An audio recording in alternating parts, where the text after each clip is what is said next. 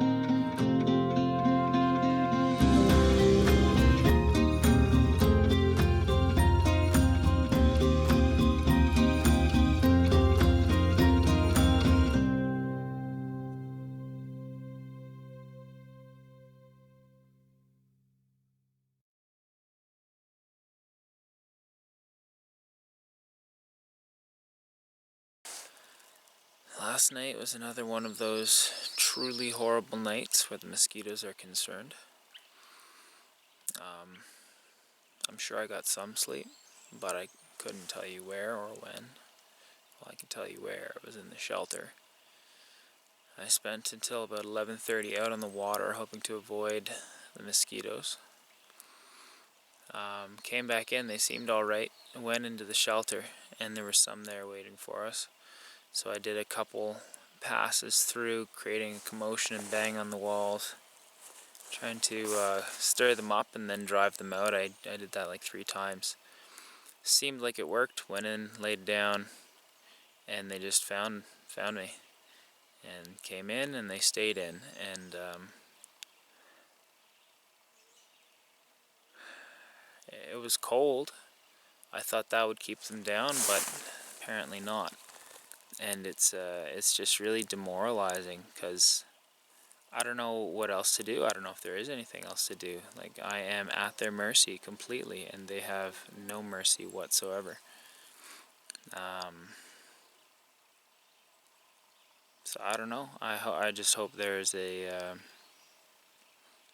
break at some point where the numbers decrease. But it's bad. Like, I got up this morning and it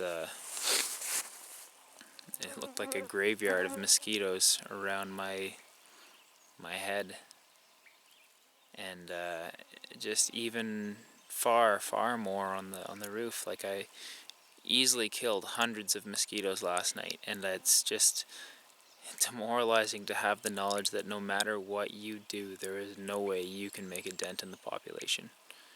That is just a fact that you need to accept. But on the plus side, it's a beautiful morning. So I'm gonna go do some fishing. You gotta see the positives.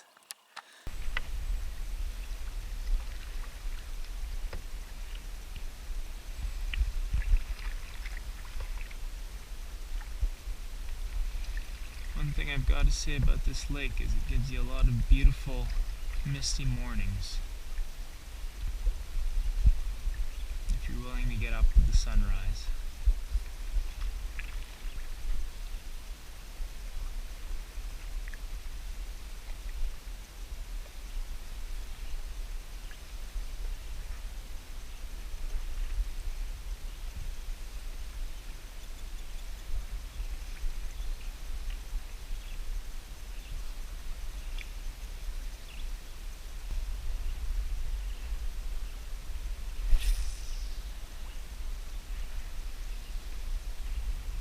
It's actually been a little while since I was up fishing on a morning like this.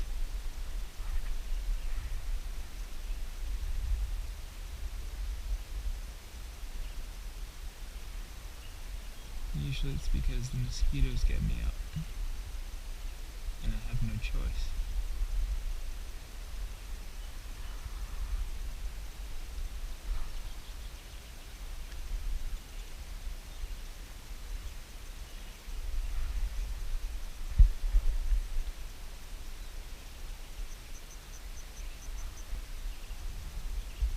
It's interesting having been out here for the past month because I see the season progress, vegetation grow in.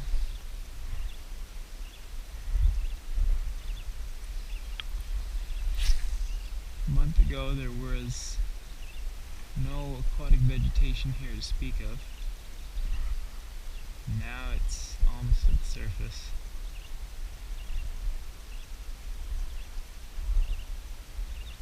I find I'm hooking it a lot, whereas before that was never an issue.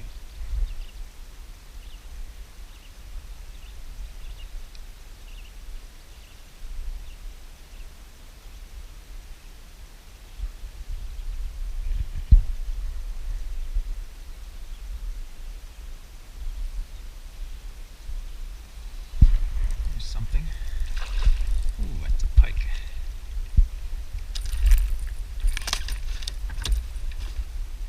Beauty.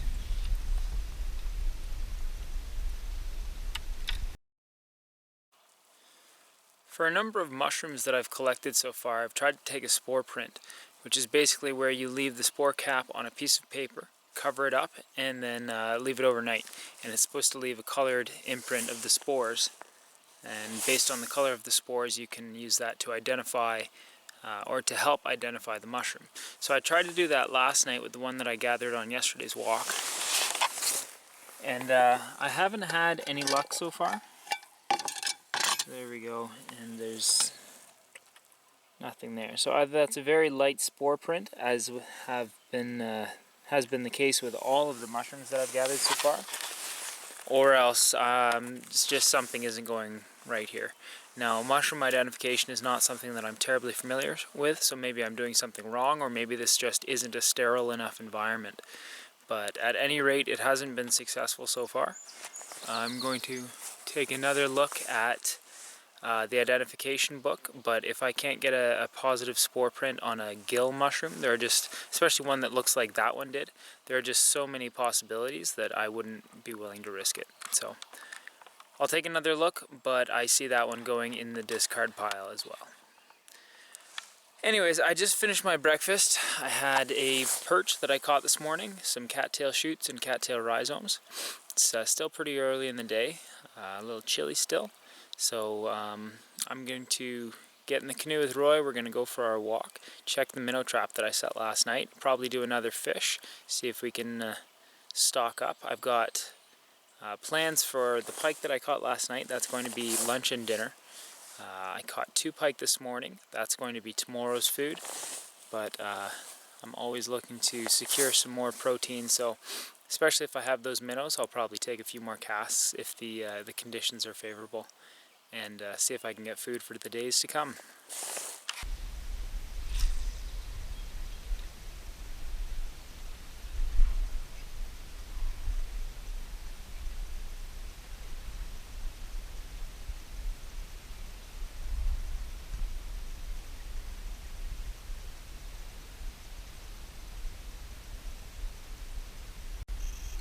Something with some size to it here.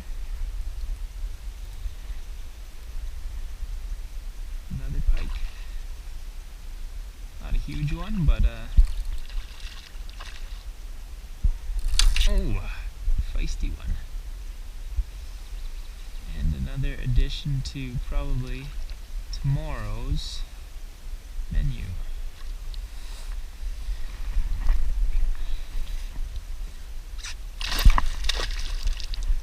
If I can get it in the boat. It has other plans. This area right here is great for pike. It's just a great fishing area in general, I've found. A lot of perch, and then you get the pike and the walleye moving in to feed on the perch. I haven't caught any bass, but Trevor and Jer had some luck when they were here. Sure, if I targeted them I would have some luck, but anyways, there's another girthy specimen. You can see they eat well. Hazards of pike fishing. Bastard took a nice little bite out of my thumb. I was getting him on the stringer, thrashed and tore it up at the side here and at the front. catch that up. I'll take a bite out of him too, then we'll see who's laughing. Pretty sure I've got some vegetation on here, so I'm going to bring this in. But I've done a pretty good job of finding some staple foods. But the challenging thing is the mosquitoes do not let me sleep, and I don't know how to remedy that, or if it is possible at all. I was laying in bed last night just thinking about it, wondering what the animals do, and I imagine they just tolerate it. They get bit, and that's just how it is.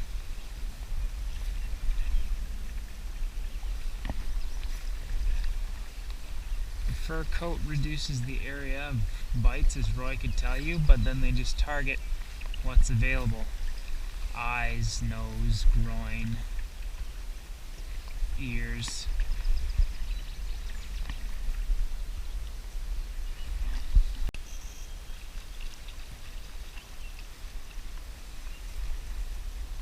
A perch. A lunch perch.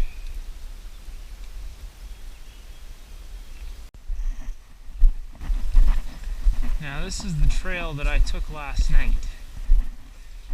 And I'm coming back this way not to hike the trail today. It is too long and it's more overgrown.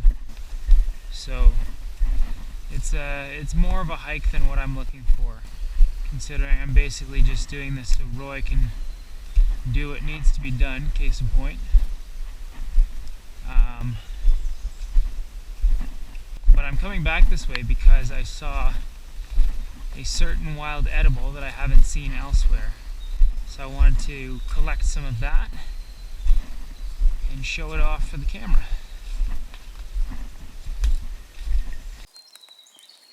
Here we have wood sorrel. It's got 3 leaves like this, and a nice little pink and purple flower. 5 petals. Anyways, the leaves are edible, and they're quite good. They have a nice sour taste to them. You can eat them raw, add them to soups, salads, things like that. Or I've heard you can make a cold drink with them that's kind of like lemonade. So I'm going to collect some of this and bring it back. Now I've heard that you're not supposed to eat too much of it. Reason being, it has, I believe it's oxalic acid, which binds to calcium and creates a nutritional deficiency. I'm sure I already have some nutritional deficiencies being out here and lacking certain foods, so I'm not going to tempt fate with that. I'm going to bring some back. I'm going to make the drink with it. Probably have a little bit on the trail, and then I won't eat it for a while. So you can eat some, just don't eat it too often, and you should be alright.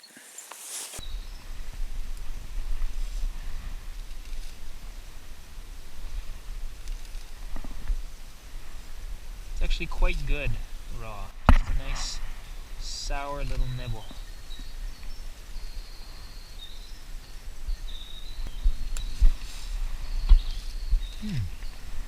As I reach for that batch, I see some grouse droppings here. I will harvest carefully and make note of that.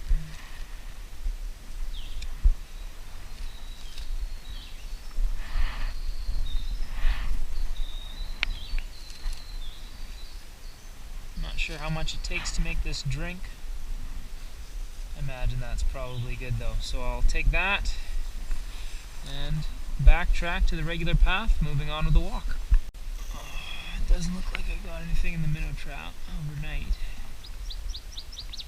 But let's pull it in and double check.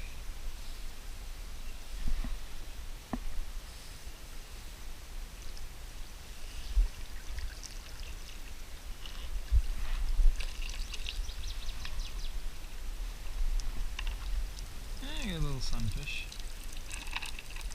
So it does work. Not what I was looking for, but it does work. I just finished cleaning the pike from yesterday and the perch from today. Just heading back home. Thought I might as well take a few casts. And it pays off. So that's one more fish from the stringer.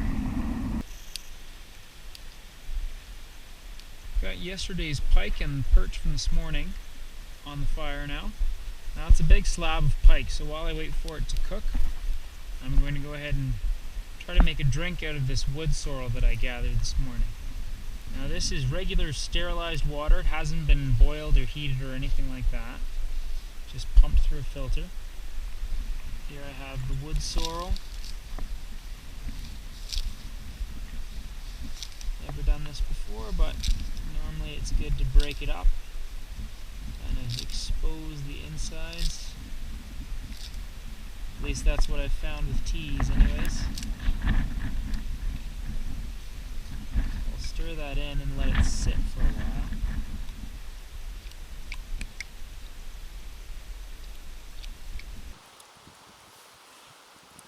My slab of pike is now ready to eat, so I'm doing just that.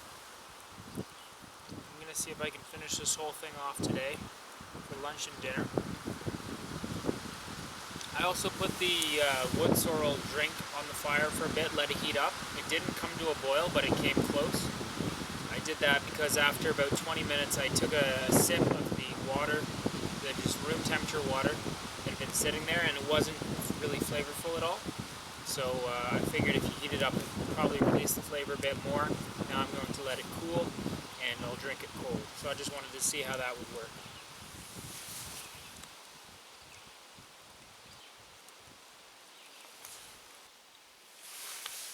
I think I'm back into my old rhythm, which is good.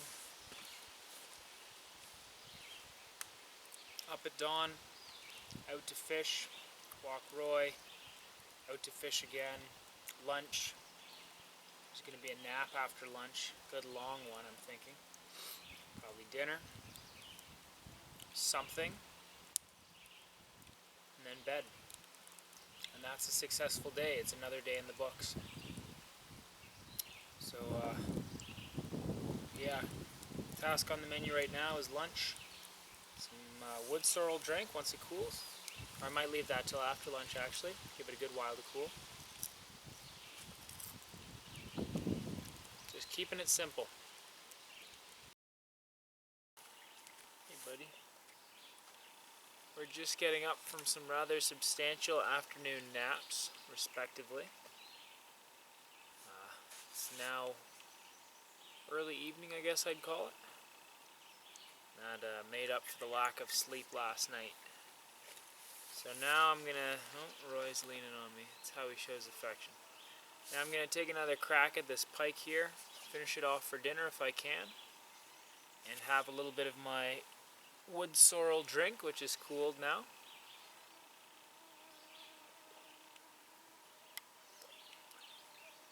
It's got a little bit of a sour taste to it. It's not bad. Have to think there's probably a better way to go about making it. So what I did was I broke it up, put it in the pot, let it come almost to a boil, took it off and let it cool.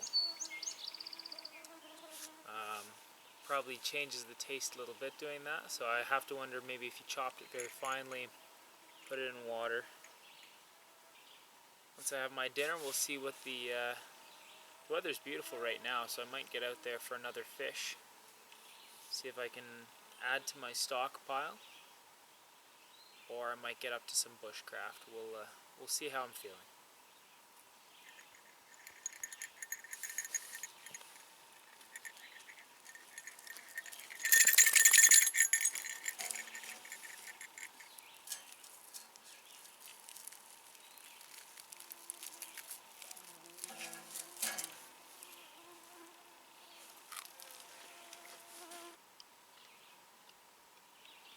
This was better fresh.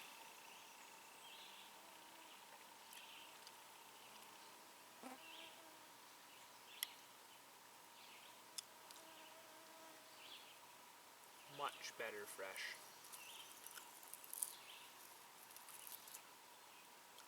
It occurs to me that I forgot to do things I miss, things I don't miss yesterday at the 4-week mark. I have been doing that on the week intervals. Might as well do them today. Things I miss. A mattress, but more so a place to sleep that does not have mosquitoes. That is a big one. Also variety of food.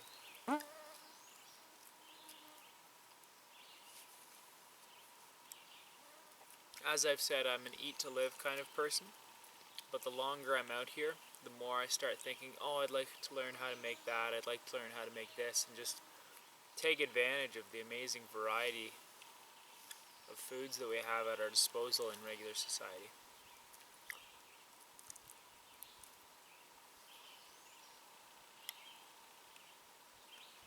So that's one thing.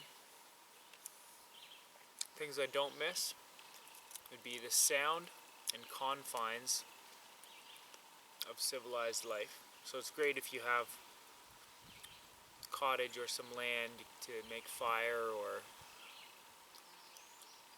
shoot a rifle or shoot a bow or whatever, but I just remember being in the city, living in an apartment building. There's a lot that you can't do that you can do out here, so it's still really nice having all this space to work with and the sounds of nature as my background music.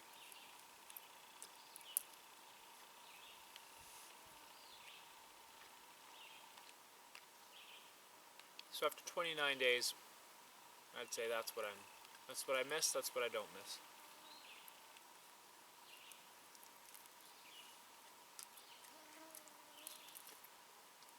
Refrigeration. That's definitely something as well that I do miss. The ability to keep food fresh.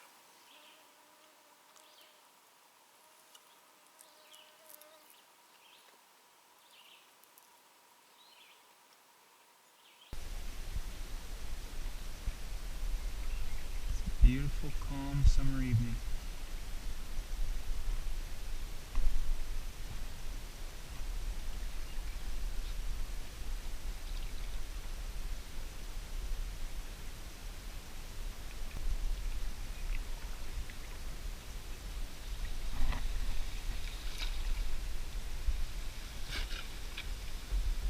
Hop out. Time for our walk. Oh, there's a bullfrog. Got 3 pike on the go, so I think I'm going to leave that guy for another day. Back to the low energy state that I was before the visit. Things are back to normal. I'm fairly well fed today, but it's the heat and the lack of sleep that really drained me. So it's a slow kind of walk this evening. No bushwhacking, no exploring new trails, just taking it easy. I'll leave the vigorous stuff to Roy. He seems to have more energy than me.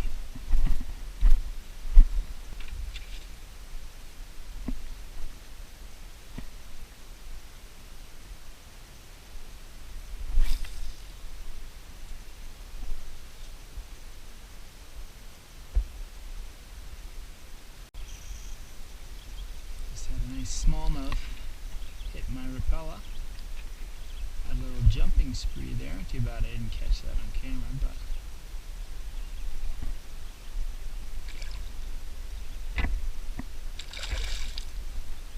feisty guy. Gotta love a good smallmouth fight.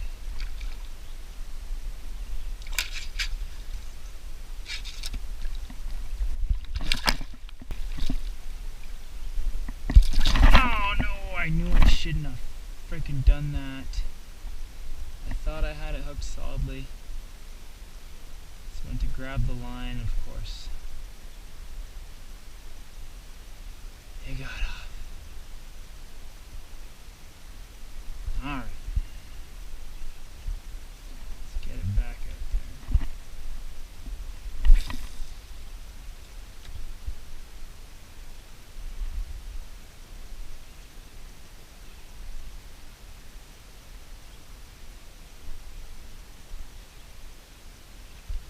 It's tough not having a net. You have to barehand it or slingshot it into the boat. Slingshot is always dangerous. Barehand is dangerous in a different way. Just hate to get a hook in the thumb, or once with a pike you risk the possibility of getting bitten. Same with walleye. There's always the dorsal fin as well. And out here, a minor cut to the hands can be a lot bigger issue. So it's tough. Lost a lot of fish that I wouldn't normally lose. Fortunately, there are a lot of fish to go around. Still have 3 pike back at home, so I didn't need that bass, but I've lost probably 15 pounds so far. Could always use more food.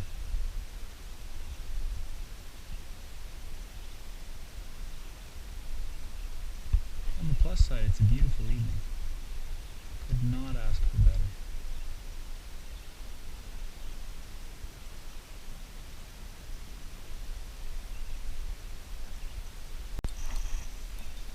Got something here.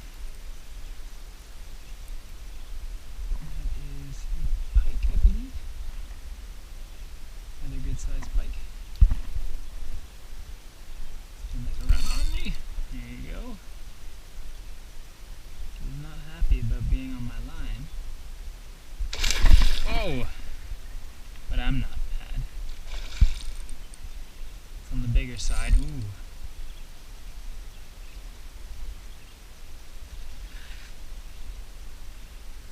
Not a monster, but a nice one.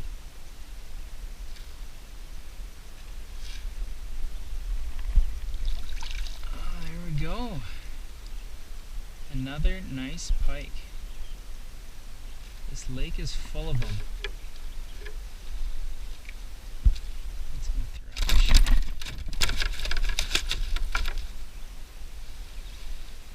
Alright, I'm gonna need you to settle down. Brian is here. That was not solidly hooked, that was just barely in the corner. Anyways, that's certainly enough food for me for the next couple days. So once this guy settles down, I think I'm going to pack it in and call it a good day. It's a meaty fish.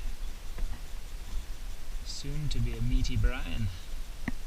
Going to be gaining weight at this rate. I had the minnow trap in all day and I just pulled it up. Turns out I've got a bunch of little rock bass and sunfish in there. Not exactly the species that I was going for, but again, proves that it does work. So I'm going to relocate this and put it back out overnight. I think tomorrow I'll probably cut a bit of a trap door in there to allow me to pull my catch out without taking the whole thing apart.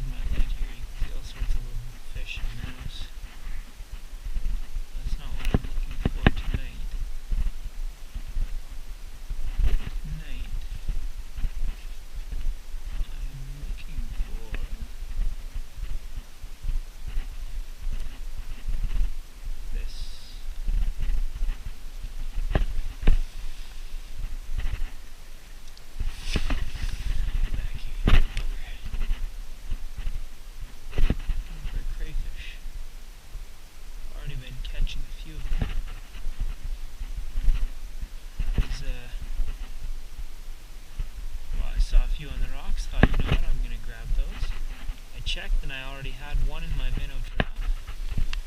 So I thought, you know what, I'll just toss a bunch in there. And you can use crayfish for bait, but you can also eat crayfish. And I've done it before. They're not bad at all. They taste like shrimp.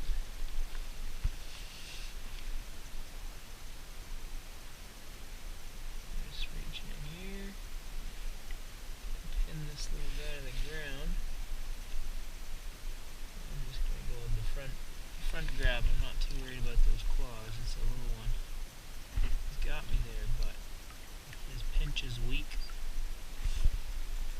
So I've got one here. I'm going to check underneath these rocks as well. Maybe find some big ugly leeches. I might find some crayfish. Or both.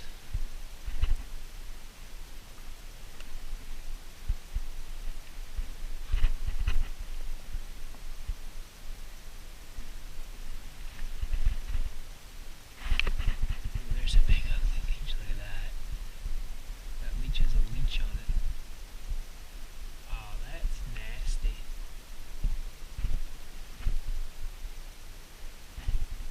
That's bizarre. I've never seen a leech with leech before. You looking for me over here? Are you looking for me? Now that would be good for bait, but I just don't like leeches, to be perfectly honest with you. I need to start using them for bait more often to get over my aversion to them. Big ugly thing. Anyways, I'm going to keep looking for crayfish here. That's the invertebrate that I'm after.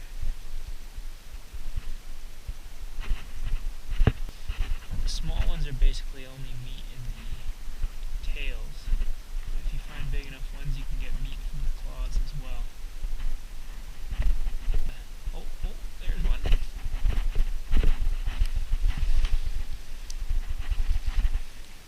Gotcha. Another little guy. So he's gonna go in the minnow trap with the rest of them. Leave no rock unturned. Alright, I think I've exhausted the crayfish options under those rocks anyway, so I'm just gonna pull my minnow trap in here, take this little delicious morsel that I've caught, and add that to the trap. Get it there. And I'm gonna put the trap back out in hopes that I will catch some minnows. I don't think that's gonna be very inviting for them, a trap full of crayfish, but you know what? It doesn't hurt to try.